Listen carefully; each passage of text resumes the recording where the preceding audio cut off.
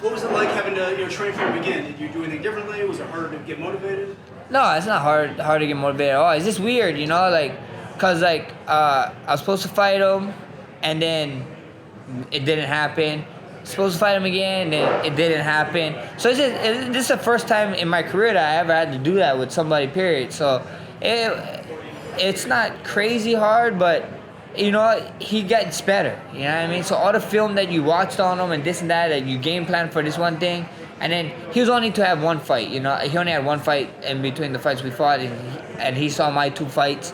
So he get to watch kind of different films and strategize and whatever. But yeah, it's just different. It's just different. But the motivation, never ever question the motivation. The boy's always motivated, and Frankie's Frankie, man. If you don't give this guy the respect he deserved, he did something that was unthinkable, unheard of in a division higher than us when he was a much smaller dude. So I can't wait.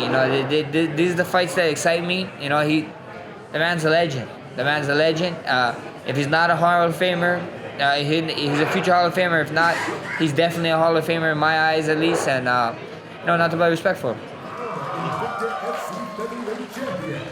Submission ace, Felicia Spencer.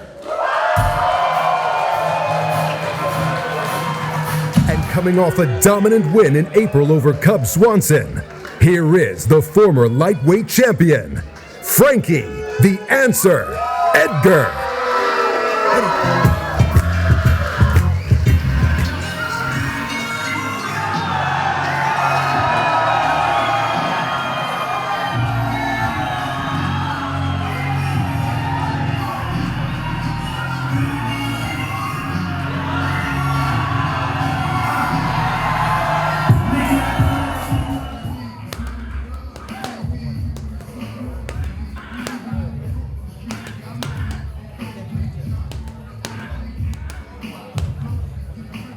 I feel like I'm a pretty decent pressure fighter myself. Obviously I've never fought anyone with the name or record of Cyborg.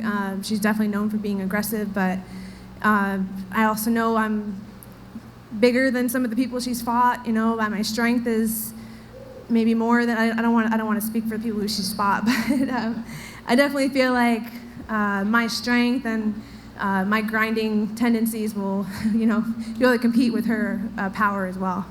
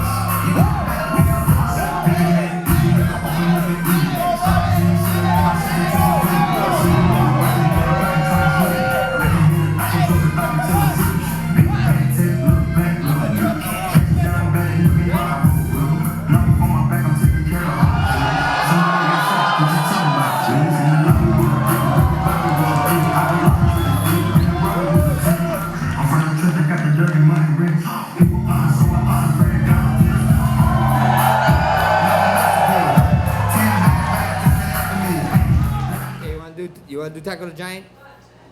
Tackle the Giant. Tackle the Giant. Let's tackle the Giant.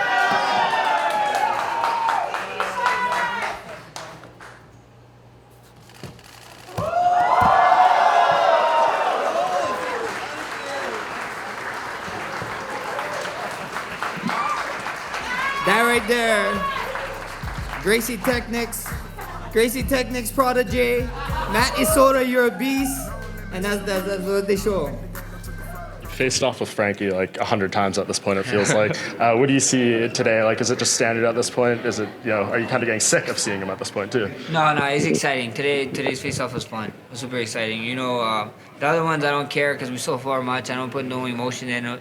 But this one is different. You know, we get the weigh-ins tomorrow. We get one more, and then after tomorrow, next time I see him, it's going to be an octagon. So I can't wait. It's exciting. You fought Invicta under Shannon Knapp. You fought for Scott Coker in Strikeforce. You fought for Dana White in the UFC currently. What's it like dealing with all of these promoters over the years? You know, everyone's very different, you know, but everyone show the most important. It's not just the promoter, it's the fans. You know, like I think the fans make the fighter, and then they make me be UFC. You know, then follow me. Then I was Strikeforce champion, Elite XC. You know, I think it started everything after Elite XC in Brazil when I fought Storm. You know, I think the fans make the fighter. You know, and I think it doesn't matter the promoter.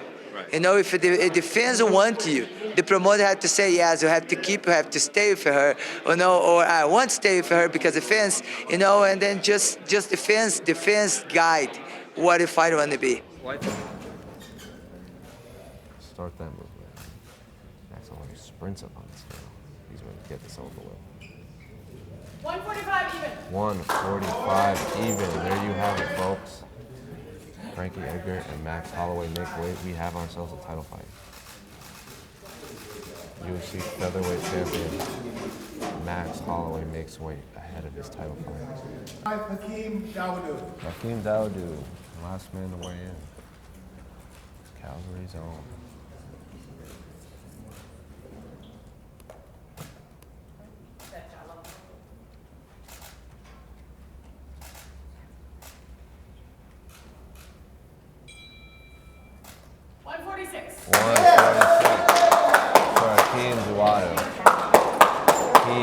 Absolutely ecstatic to make weight. You could tell that was a rough cut for him. He was struggling to make weight. He hit the scale, he made it, and he is absolutely ecstatic. Hakeem's immediately. And her opponent, the former women's featherweight champion of the world, Chris Cyborg! Official weight 146.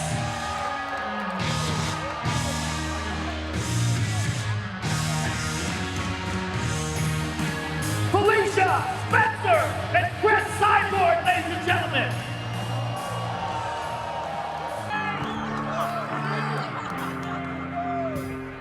Official weight 145 for the champion.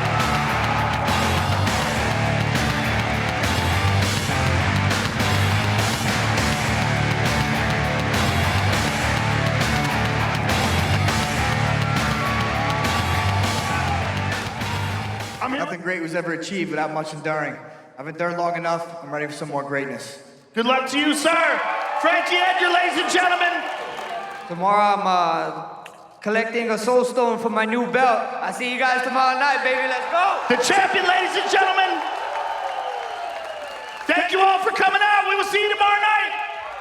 What do you make of the surge of lightweights coming up to 170? I mean, you, Anthony Pettis, Michael Chiesa, James Vick said he's now going to 170. Well, I'll tell you this. Anthony beat me to it. It was my idea first. I don't care. And he'll tell you, it was my idea first because I remember I told Duke, I'm like, Duke, I think I want to move up 70. He's like, are you sure? Those guys they're bigger. I'm like, yeah, but I train with all these guys. I don't train with really any 55ers. Everybody we train with, the only 55er I really trained with at Rufus Sport was Anthony. But is he really a 55er? No, now he's fighting at 70, you know? So I think it's good. I think it's great for the sport because I think cutting weight's dangerous. I mean, I've been there. I used to cut 45, I used to cut from 185, sometimes 190, down to 145. Another problem that, you know, I said later on in my career, fighting at 70, I want to Donald Cerrone this. What I mean by that is if UFC called me up 2 weeks, be like, yep, I want to take it. I want that, you know? At 45, I need like 3 months, okay? We gotta get my weight down this much, you know? Like I said, I'm not trying to win bodybuilding competitions. I want to be able to fight. I want to stay healthy. I want to stay active. So I think it's awesome that everybody is kind of getting the gist and everybody is, you know, moving up to more of a healthy weight class. I think it's just better for the sport. Yeah, I knew I was going to be on top. I knew I was going to be doing damage the whole time. And like I said, I'm always hunting for the submission. But to get a TKO, it's just to be able to get out of there, it feels incredible. Jillian, you landed that elbow and got a big cut on her. Did you notice that right away, obviously? And what does seeing damage like that do for your confidence? Oh, I noticed it in the first round when I got that big cut, and then the second round I cut her again, and it definitely gives you that confidence boost. You literally smell the blood and just go for the kill. I think this July, I think it marks the 6th anniversary of your amateur debut. How fast does it feel like to you that your career has advanced since that fight? Oh, it feels crazy to me that I'm even here. Like, I've been with the UFC almost 2 years now, and it still feels unreal every single time I'm stepping in the cage. I'm 100% blessed to be up here, and I love this more than anything. This is literally my dream job, so just to be able to fight and get paid for it is insane to me. Concerned, I mean, it could be a while if Cejudo does that fight and say he wins, then they want to go back up to bantamweight. It could be a long wait until he does. Yeah, but if Cejudo start to play around, he told this before in another interview, we need to make a interim belt because he cannot play around, he cannot stop the flyweight division. We need to have a champion. I answered. Sorry, my bad. But this is true. He cannot. How do you feel about Henry Cejudo calling out people who aren't even contenders when you're in there putting your blood and sweat on there and saving the flyweight division? Pois é, ele tá vendo chegar um novo cara com um potencial alto como o meu. E eu tenho certeza que eu estando bem preparado, eu nocauteio ele antes de terminar o terceiro round. Então eu acho que isso ele tá ficando com medo, porque eu tô chegando intimidando ele, entendeu? He thinks Cejudo start to be scared because he see the new guy coming up, put a great show, and start to call another people to lose the focus in Davidson. Because Davidson focus on him. This he need to be sure about that. And he's gonna trade much more right now. He's gonna just rest, recover for 1 week, and come back with his whole team. Whole team work in Figueiredo team right now. He open a new team, a new gym in Pará, and he hire all the professionals to be around him. Sparring, everything, and he think Willie Cejudo know that, and he started to make his skills. Yeah, I mean, every fight feels like the first fight. Honestly, they're all very different. The tone of this one was different. That Korean is very tough, very tough. The kid was athletic. Faraz told me he was going to be real athletic, but his athleticism even surprised me more than I thought it was going. Very durable. Very tough to get out of there. I hit him with what I'm certain were big shots before I was hammers on him. He just grinned it off, He's a pretty tough dude, so I was pretty happy to get the finish. I really wanted, obviously, I like to strike. I would have loved to get a good knockout finish, but like I said in the cage, I got a fresh notch on the fresh black belt, so I'm very happy with a rear naked choke win too. It came, good technical hand fighting. I was happy with it, but still a lot of takeaways, and yeah, it was a good night. Minor controversy in there. I mean, you got a point taken away for an illegal. Yeah. Just tell us what you were seeing at that moment. Man, I was certain the knee was up because Mark Goddard had the conversation with us backstage about the phrase he would say if we could go and whether or not the knee was up. And I can see now how easily it happens. I'm a pretty level-headed guy. I don't get too swept up in what you might call instinctual fighting. I'm pretty clear-headed, I thought, but now I see how easy it is to make a mistake like that. And luckily, dude's got a brick head. It didn't seem to affect him too much, as did anything. But it was a sincere mistake. I'm not a dirty fighter at all. I would never do that intentionally, or what I thought would even happen unintentionally. But like I said, in my mind, I saw the knee come up, and I was like, murder in my mind. So. Quero. I want to fight in São Paulo. Quem? I can? Quem? Quem que você quer lutar? Quem? O menino. Fala. Quem? Não sei, você que manda. Ué, você que sabe. I want to fight in São Paulo. Anyone that UFC give to me, Yeah. That's it? Sorry about my English because I'm a little bit, sometimes I know that it's not perfect, but Next time I will speak. Yes. her teacher is, do you know Vicente Luque? There's a fighter? Yeah. Yes, my his teacher. mom. Yeah. Yes. His mom is, because we thought 3 years ago and we said, okay, are you for sure that we're going to UFC? Now we start learning English, and 2 years ago, and she started zero, Yeah. she didn't know anything and start speak English in Japan because she fought in Japan before. And after that, and it's it. Yeah. Now she's. Yeah. I was surprised. Actually, I was surprised that she was. Yeah. Thank you, guys. Obrigada. Does that make the knockout any sweeter knowing you faced difficulties in there and still got the win you wanted? Yeah, you know, I'm definitely happy about the knockout. I'm just mad that I let him get away with a few punches. That's not really my style. I think the first couple rounds I looked a little bit sloppy. I started too slow. And, you know, it just kind of pissed me off. But, you know, I'm happy I got the W, and I'm going to go back to the drawing boards and make sure that never happens again. I was going to say, you got the win, but you don't look like you're that happy right now. You know, I'm very critical of myself. You know, I like to look, you know, I like to do this hashtag clean Akeem, you know, everything nice and crispy. So the first couple of rounds weren't the cleanest, but, you know, the last round I did what I had to do and really picked it up on him and changed game plan. That's why I switched to the clinch, because I knew if I had him in a clinch, he wouldn't be able to run from me. Can you just elaborate a little more on the late switching game plan? I mean, if you go through a training camp, you're preparing to do a certain thing, then at the last minute, it's like, let's mix it up. How do you digest that as a fighter? Oh man, it was crazy because like we worked this whole camp with just one game plan, and then I'm listening to music on the bus ride to the venue, and he's like, "Hey Jeff, listen, we might have to take him down." I was like, "What?" And he was serious. He's like, "We might have to take him down." He's like, "Nobody's ever seen you wrestling. You have good wrestling. We might have to take him down and ground and pound him." Because my coach had watched the fight with him and Tim Means, and Tim Means actually took him down and got him tired and made him slower, and that's exactly what happened when I took him down. Yeah, and your ground and pound was pretty nasty. Is that something you work on a lot? Yeah. Every Monday we have a hard MMA days where we just work on top position and ground control and ground and pound. But is there a dream fight for you at 170? You know, not even thinking about rankings or where it puts it, just like a fight you really want to enjoy. To enjoy, maybe Colby Covington, but that's about it. Nobody else.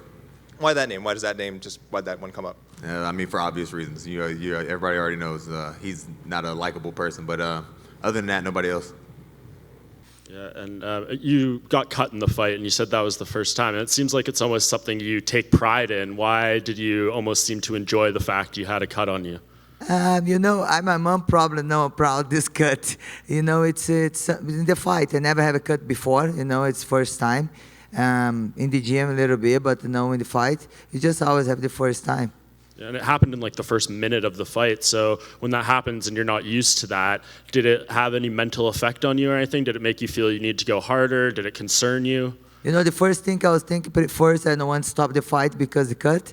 And then I was saying, you know, I'm not going to ask you, Jason, if it's a bad cut, because Jason, the last time for Dos Anjos, say it's no bad cut, and then it's a really bad cut, you know. But I just think about this, continue the fight. I don't want the doctor to stop the fight.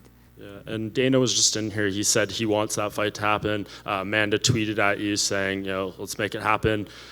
Is that what you believe is next? Do you believe you're going to sign a new UFC contract and fight Amanda Nunes? You know, a lot of things going on. Like, we have a lot of issues, me, UFC. You know, I don't want to complain about anything, but we don't know just is the fight. Because the people in media don't see anything is inside, but have a lot of things we have to work for. We can continue to stay. You know, everybody knows I don't have the best and the greatest relationship with UFC. I don't have the best relationship with Dana White. He's bullying me around, bullying me in internet, and I suffering bully everywhere because this. I have a daughter, I have a father, and I don't think it's nice this, and never have say sorry for me, anything about this. And just this is continue, you know, it's no finish. Like saying I'm scared of fight Amanda Nunes, saying I don't want to fight her, this is liar, because I text him after the fight saying I want the rematch. And this is don't help me growing my brain. This is damage my brain. And for me keeping you working for one promotion, I don't want somebody damage my brain. I want you growing together. And because this we're going to have to take a little time and see what's going to be better for me. And you've been very honest about the kind of tough relationship with the UFC sometimes, and even said there was some bullying. How important is it for you to set a good example, especially now that you're a mother? You know, my daughter almost fight in school because this. She back home in a fight, and one kid say things about me, and I told her, man, I told her, you cannot fight any kid. If they want to say anything for you, you have to let it go. But it's no good. It's no good because what kids listen now, it's everybody on the media and they see the things. They say, your mom have penis. Your mom, I know a lot of bullshit things.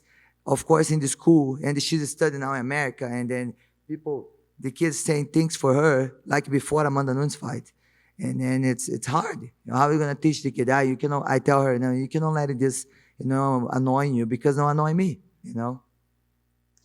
Yeah, I mean, what does it mean to you? You praised him so much leading up to this fight. It was all respect afterwards. What does it mean to have his name on your resume now? It means a lot. Without the guys like Frankie Edgar, you wouldn't have guys like me. Frankie Edgar was the inspiration. Drake said, train till your idols become your rivals, and we're here. And he's a beast, you can't take nothing away from Frankie. He's still a legend. He's been in top 5 forever in 2 different weight classes, in a weight class where he was very undersized. Boy looked kind of big today, though, but it was super fun, it was super fun, Like I said, I'm trying to be the best pound-for-pound fighter in the world, not the best featherweight in the world. I'm trying to be the best pound-for-pound fighter in the world, and Frankie's one of the guys to help me one step towards that goal. All I kept hearing was I wasn't going to be able to handle Frankie's pace. I wasn't going to be able to handle his wrestling. I fought no one like Frankie before. So I had in my plan, in my mind, I wanted to go out there and show everybody why I was the best in the world and why Blessed Express and the Blessed Arrows stood in full effect. So I went out there, control the fight, and show everybody, look, I don't have to be in these wars and this stuff. It's fun sometimes, but sometimes, not looking like the guy from Goonie is great too. So we got some business stuff. We got some business stuff to do after this fight, and I couldn't be too beaten up. The last fight I had this big scar on my face, and yeah, I don't like it. Rush teases me all the time, so it's kind of horrible. Yeah, how you feel about how did Daddy look good tonight? Pretty good. Pretty good? What was pretty good? The punches. Oh, just pretty good. I'm kind of mad. He's not getting chocolate wasted tonight, guys. What? I am. I'm taking all the goodies that you guys saw and embedded. What?